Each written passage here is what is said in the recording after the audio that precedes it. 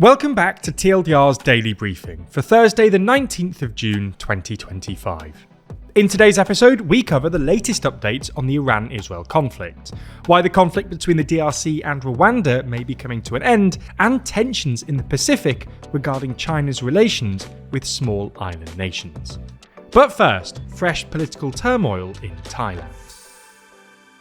Thailand's government is in crisis and could be heading towards collapse after a phone call between Thai Prime Minister Paetongtarn Shinawatra and Cambodia's Hun Sen was leaked amid soaring border tensions between the two neighbouring countries. Thailand has been reeling from one political crisis to another over the past few turbulent years, and Paetongtarn, only in the job for 10 months, is now under pressure to resign or call early elections. On June the 15th, Paetongtarn held a phone call with former Cambodian strongman Hun Sen, whose son now runs the country, to discuss an escalating border dispute that has sent bilateral relations plummeting. In the leaked call, she can be heard referring to Hun Sen as uncle and appeared to denigrate a senior Thai military commander and criticise her army's actions after border clashes resulted in the death of a Cambodian soldier last month. Paetongtarn also promised to, quote, take care of his needs. Critics of the Thai Prime Minister say her comments during the call undermined Thai interests, the military,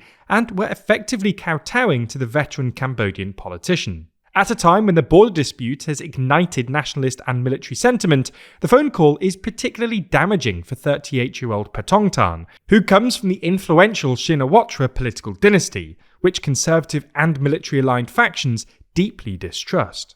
In fact, two members of the Shinawatra family have previously been removed from the premiership by military coups, one in 2006 and another in 2014. So the spectre of another coup may well be on people's minds, although analysts suggest that it currently doesn't look likely, as the conservative establishment would probably prefer to use political pressure and the court system as first resorts. The furore and a separate dispute over cabinet positions prompted a key coalition partner, the third largest party in the lower house, to pull out of the governing coalition on Wednesday, leaving it with only a slim majority. Other Conservative parties in the government are meeting today to consider their own positions, though early reports suggest they may demand the Prime Minister's resignation rather than quitting the coalition and forcing elections. Snap elections could be disastrous for Paetongtarn's Food Thai Party. According to analyst Ken Lahatapanan, their policy pledges are unfulfilled. The economy is ailing, and voters are angry about this latest scandal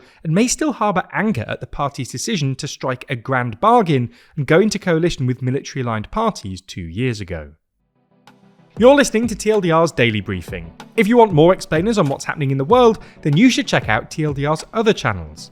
Today, we released a video on whether the United States can actually afford a war with Iran, and another on whether the United Kingdom could be dragged into said war. You can find those videos linked in the description or show notes for this episode, or by searching for TLDR on YouTube or Nebula.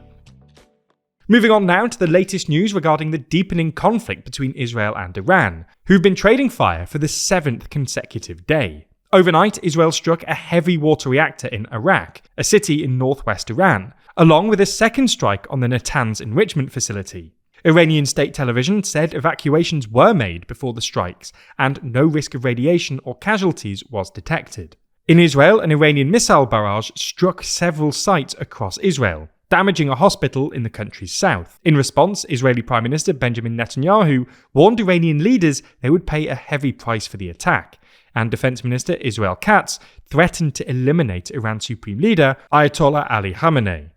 Meanwhile, according to several reports, Donald Trump has approved US plans to attack Iran, namely Fordo, an underground uranium enrichment facility, but is reportedly waiting to see whether Iran will agree to abandon its nuclear program. Whilst conflict between Iran and Israel continues and Trump mulls his decision to involve the US, in Gaza the humanitarian situation is only worsening, and yesterday it was reported that Israeli soldiers shot at a crowd waiting for food trucks, and as a result killed 11 Palestinians.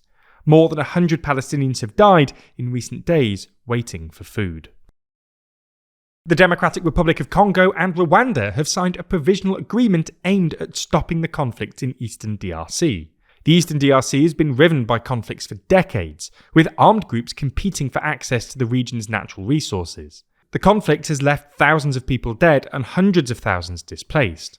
Fighting in the region escalated back in January of this year, when the Rwandan-backed M23 rebel group captured Goma, the mineral-rich area's largest city. The draft agreement, which sees disarmament, the integration of non-state armed groups, and the return of refugees, is due to be formally signed next week. However, since 2021, the two countries have agreed to at least 6 truces, none of which have lasted, which puts doubt to the question of whether the conflict will really come to an end.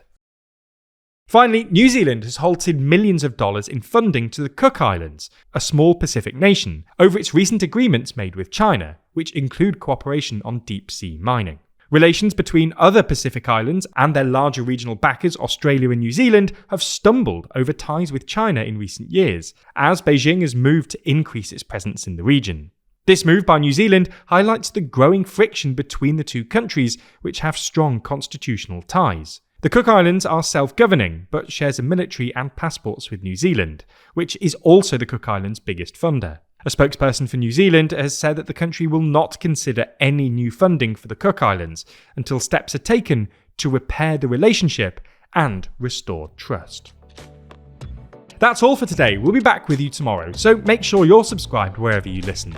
In the meantime, you can check out our latest episode of our podcast, The World Leader Leaderboard, where we discuss which heads of government are doing well and who's doing badly every week. This was a TLDR News production hosted by Ben Blissett, written by Rory Taylor and Nadja Lovadinov, and produced by Scarlett Watchorn. Thanks for listening, and we'll be back again tomorrow.